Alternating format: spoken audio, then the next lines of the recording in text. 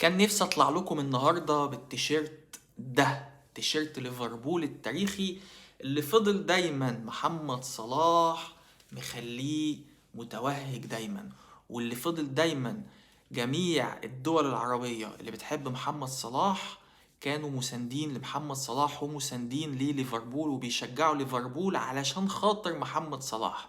اكيد في مشجعين ليفربول من الوطن العربي وفي مشجعين كتير لليفربول في مصر، لكن لما محمد صلاح راح ليفربول قيمة ليفربول عليت جدا جدا جدا في الوطن العربي بسبب محمد صلاح. وغير ان محمد صلاح اصلا اوريدي على ليفربول وفاد ليفربول بشكل كبير جدا جدا جدا، ومحمد صلاح ذات نفسه استفاد من ليفربول وعمل ارقام قياسية شديدة جدا. يعني محدش كان يتخيل ان في لاعب عربي وافريقي يعمل اللي عمله محمد صلاح ده. محمد صلاح يعني لو قعدنا نتكلم في حلقة بقى تانية ممكن نتكلم على كل ارقامه، لان محمد صلاح هتلاقي دايما كلمة افضل او احسن محطوطة.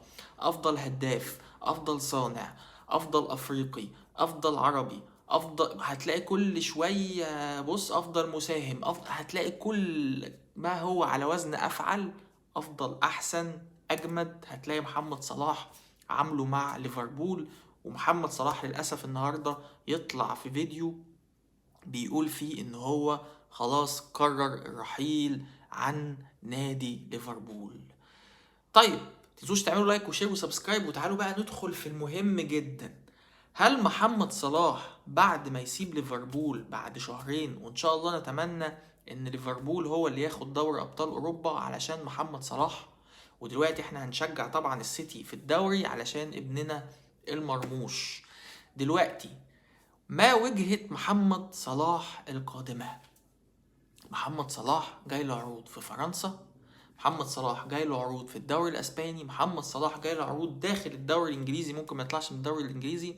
محمد صلاح جاي له عروض في الدوري السعودي، والدوري السعودي هيموت على محمد صلاح وبيحاولوا يجيبوه بقالهم سنتين.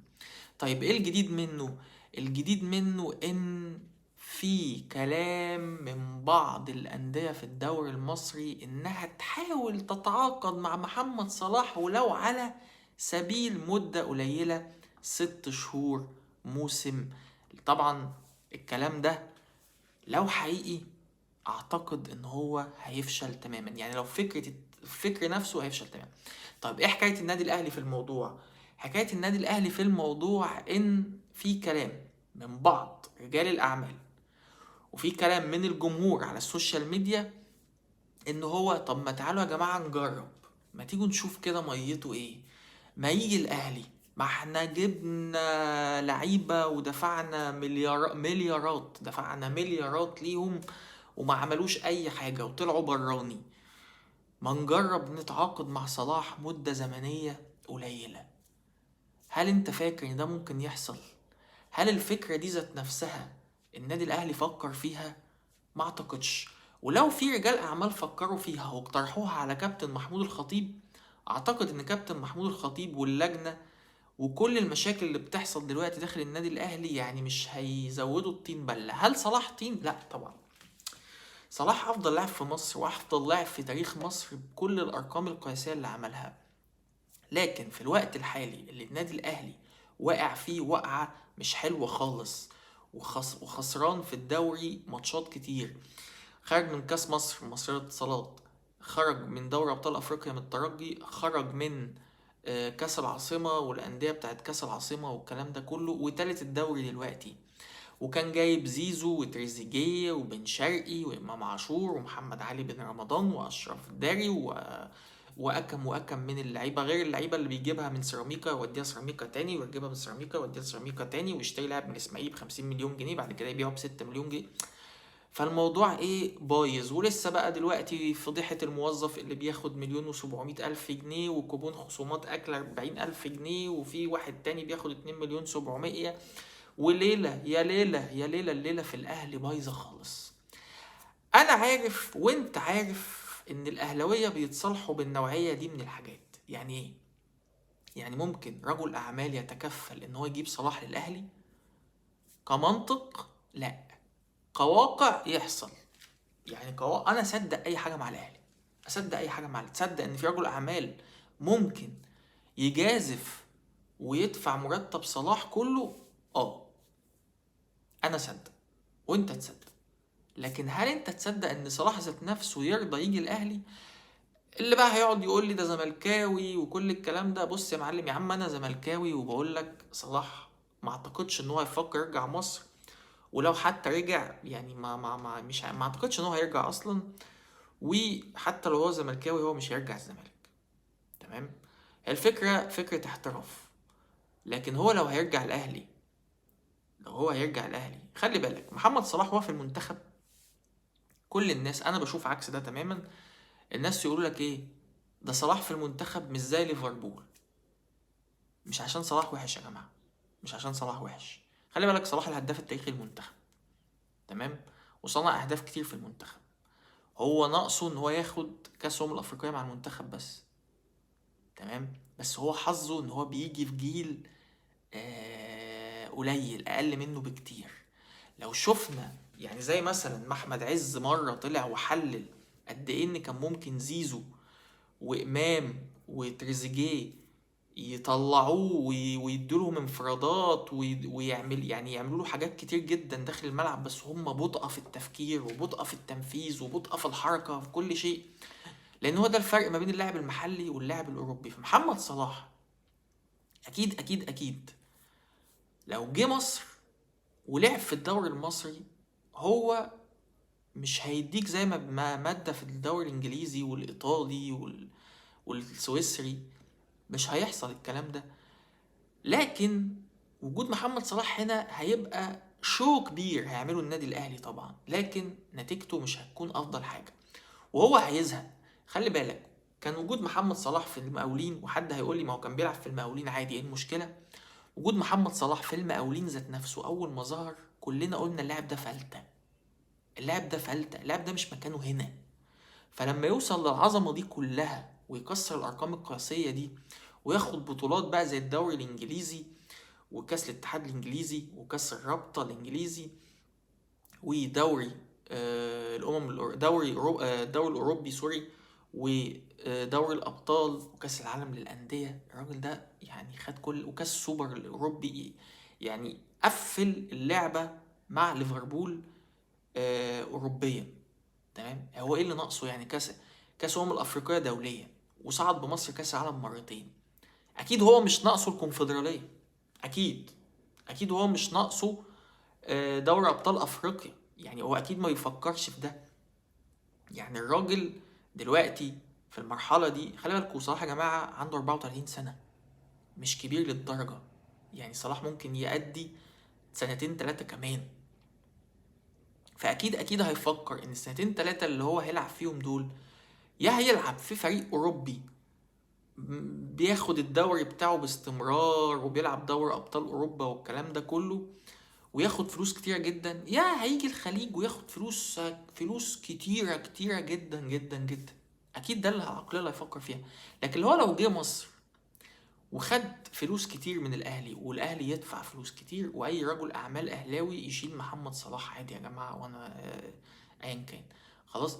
بس محمد صلاح هل هو شايف ان هو ممكن يخسر من طلائع الجيش، يتعادل مع وادي دجلة،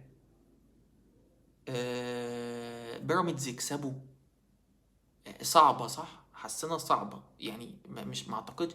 وبعدين هو اصلا مستحمل محمد هاني في المنتخب بالعافية. يعني هو بيلعب ووراه محمد هاني في المنتخب طول السنة 15 20 ماتش. فانت اكيد مش هيستحمله طول الموسم، يعني اكيد حاجة صعبة يعني اللي هو يلعبه حوالي 50 60 ماتش في الموسم ووراه محمد هاني. يا جماعه ده كابوس كابوس والله لاي لاعب في الدنيا. ماشي ما ده احنا ده انا خايف على هيثم حسن في ماتش السعوديه واسبانيا هيبقى عامل ازاي. يا عم ده زيزو بيصعب عليا في الاهلي لانه وراه محمد هاني. فاكيد الفكر ده. وبعدين خلونا نتكلم على حاجه للنادي الاهلي يا جماعه. يا باشا اللي انت فيه دلوقتي اصلا انت جبت زيزو كيد، وجبت اشرف بن شرقي كيد، وجبت امام عاشور كيد، وجبت كهربا كيد. تمام، وعمال تبدل انت وسيراميكا كليوباترا لعيبة ببلاش وتدخلوا حاجة في حاجة و... وطلعت عدد إعارة أكبر من المسموح به قانوني، وكله منفض وكل الكلام ده. ودلوقتي الناس بدأت تبيع بعضها، وابتدى بيانات تطلع، وابتدى لعيبة الأهلي القدامى يطلعوا يهاجموا إدارة النادي، وابتدى الأهلاوية بتوع السوشيال ميديا ذات نفسهم تحس إن في سكريبت متوزع، كله بيقول ارحل يا خطيب، ده عشا الملك مات الملك، مش عارف.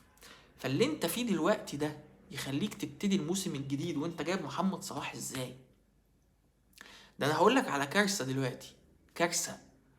ال 13 قضية اللي على بتوع نادي الزمالك، 13 قضية ايقاف قيد، 5 مليون دولار، يعني هما مجموعهم كله 5 مليون دولار. انت عارف الشرط الجزائي بتاع ترب لو مشي دلوقتي هيبقى 6 مليون دولار، 6 مليون دولار. انت عارف لو القضية بتاعت ريبيرو هو قدم استئناف، لو اتحكم فيه ليه الاستئناف ده هيبقى 4 مليون دولار، ادي 10 مليون دولار. انت عارف ان انت بتدفع لكولر والمساعدين بتوعه حوالي 3 مليون دولار، يعني حوالي من 10 ل 13 مليون دولار الاهلي بيدفعهم لمدربين بس. والتلاتة يعني كولر ارحمهم شوية، الاتنين التانيين ولا عملوا اي حاجة. ليه؟ لان انت عندك غربلة في اوضة اللبس، لان كله عايز فلوس يا باشا، كله عايز يبقى احسن من كله ماديا. فتخيل بقى لما تجيب لهم صلاح، يعني بص بقى، يعني مش اوضه اللبس بقى هتبوظ، يعني انت متخيل بقى اللي بياخد شيلن هيبقى عايز ياخد مليون جنيه. هي دي الفكرة، يعني انت متخيل اللي بياخده محمد صلاح وربنا يزيده بمقام يعني بمقام شيلن مثلا اللي بياخده، يعني امام عاشور لو بياخد شيلن، صلاح بالنسبة له بياخد مليون جنيه، يعني ده الفرق. فتخيل بقى امام مثلا بياخد تقريبا 30 حاجة شبه كده في الرقم ده، وعايز 100 او 150 زي زيزو وتريزيجيه. فانت متخيل بقى زيزو وتريزيجيه هيعملوا ايه لما يجيلهم محمد صلاح؟